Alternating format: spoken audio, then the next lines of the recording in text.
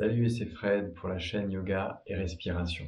Alors comment et pourquoi la respiration peut vous aider pour votre asthme? Alors déjà, on va essayer de comprendre ce que c'est que l'asthme. C'est une pathologie respiratoire, donc une maladie respiratoire chronique, c'est-à-dire qu'elle dure dans le temps, avec des phases aiguës. Ce qui caractérise l'asthme, ce sont les spasmes au niveau des muscles respiratoires. On constate un gonflement et une inflammation des voies respiratoires, notamment au niveau des alvéoles. Les gens asthmatiques présentent un mucus qui est plus épais que la normale et en général plus gélatineux, donc plus difficile à faire sortir. Parfois, l'asthme peut ressembler au rhume des foins, mais avec une sensibilité accrue au climat, à l'atmosphère de l'environnement et aux allergènes présents dans l'air. L'asthme a un fort caractère héréditaire, avec une déclaration générale dans la petite enfance. Certains des cas s'arrêtent à l'âge adulte, mais d'autres se prolongent. Il faut savoir que l'asthme va être majoré avec la peur, les émotions fortes, va être majoré aussi lors de l'alimentation excessive, et enfin, il va être majoré aussi lors des efforts physiques. Ce qui va être commun à tous les gens qui présentent de l'asthme, c'est la peur de la crise d'asthme. Une crise d'asthme se caractérise avec une sensation d'étouffement assez intense, voire extrêmement intense, qui provoque une peur de mourir, alimentant ainsi un cycle vicieux qui est plus j'ai peur, plus je respire de façon anarchique et plus j'alimente ma peur puisque ma sensation d'étouffement est majorée, d'où la dépendance importante aux médicaments, qui sont des médicaments qui ne vont pas traiter le problème à sa base, mais qui vont alléger les symptômes, par exemple avec les bronchodilatateurs, par exemple la mentoline, qui va permettre de passer la crise d'asthme au niveau des sensations et donc de récupérer. Ce qui va caractériser la respiration des gens asthmatiques, en général, c'est une respiration trop rapide, donc une hyperventilation, et une respiration buccale. Pourquoi? Parce que cette peur de mal respirer, cette peur d'étouffer, nous met en état d'alerte. Et on a déjà vu dans une précédente vidéo que le système sympathique, quand il y a un état d'alerte, de stress intense, va passer en mode flight or fight, dans lequel il va accélérer le rythme cardiaque, augmenter la fréquence respiratoire, et créer un besoin de respirer plus intense avec le risque de passer en respiration buccale. Sauf que la réciproque existe.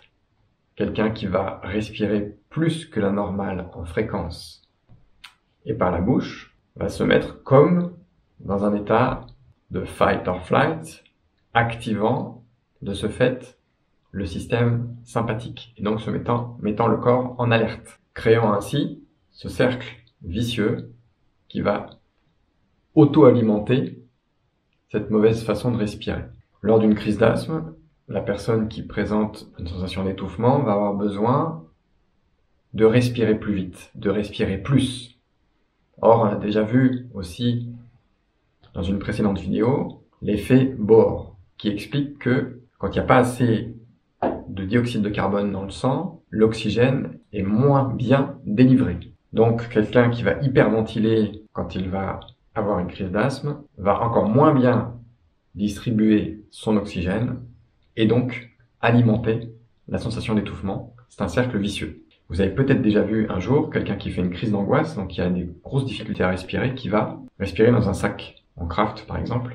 En fait, le but de cette manœuvre est de respirer davantage de CO2, le CO2 qu'on rejette, créant ainsi un apport de dioxyde de carbone, faisant monter la teneur en CO2 dans le sang, et ainsi libérant plus facilement l'oxygène, calmant ainsi les symptômes de l'angoisse et de la crise. Donc comment agir sur l'asthme, sur les crises d'asthme, ou même sur l'asthme chronique avec la respiration?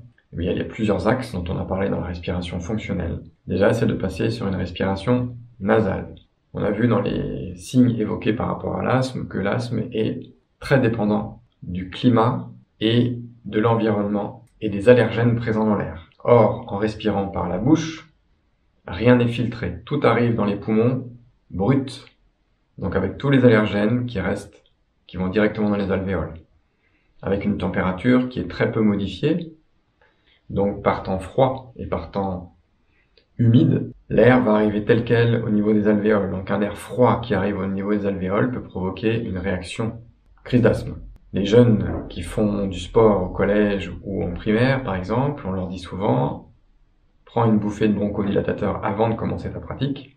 Mais Mais il serait bien peut-être d'apprendre à respirer correctement avant, c'est-à-dire avant une pratique de sport, calmer la respiration et surtout avoir une respiration nasale pour pouvoir filtrer l'air, c'est-à-dire laisser le mucus faire son travail par rapport à toutes les particules qui sont présentes dans l'air, réchauffer l'air grâce au passage dans les narines et tout le trajet qu'il va faire, tout le trajet que l'air va faire avant d'arriver au poumon. Donc il va arriver à une température adaptée.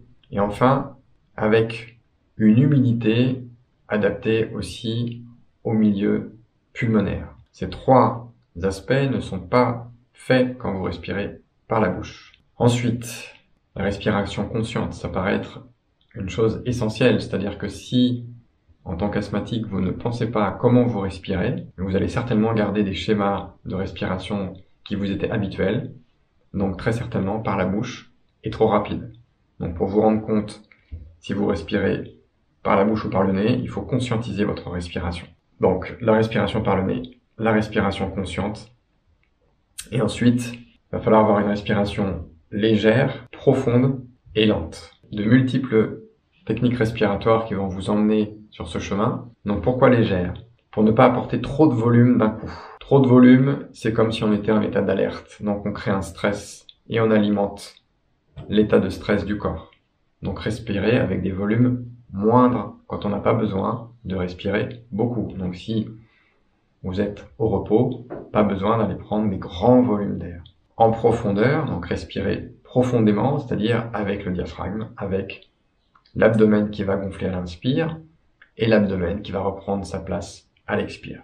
Et enfin, lentement, on va supprimer ce caractère d'hyperventilation pour aussi signaler au corps que nous ne sommes plus en état d'alerte, pour ne pas alimenter en permanence l'état d'alerte dans le corps. Donc respirer légèrement, profondément et lentement, avec une respiration nasale et une respiration consciente. Il y aura sur cette chaîne, au fur et à mesure, des exercices destinés à la gestion des crises d'angoisse, des crises d'asthme. Toutes les techniques ne fonctionnent pas pour tout le monde. Chacun doit trouver ce qui fonctionne pour lui. Nous sommes tous uniques, donc chacun doit expérimenter pour se rendre compte de ce qui fonctionne.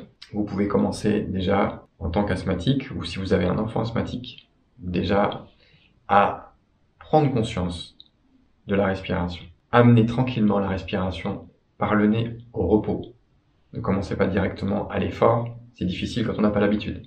Donc il existe sur ma chaîne déjà des techniques avec la respiration tranquillité par exemple, ou la respiration carrée sur 4 secondes, qui sont des respirations relativement accessibles et qui vont vous permettre de conscientiser votre respiration et de ralentir son rythme.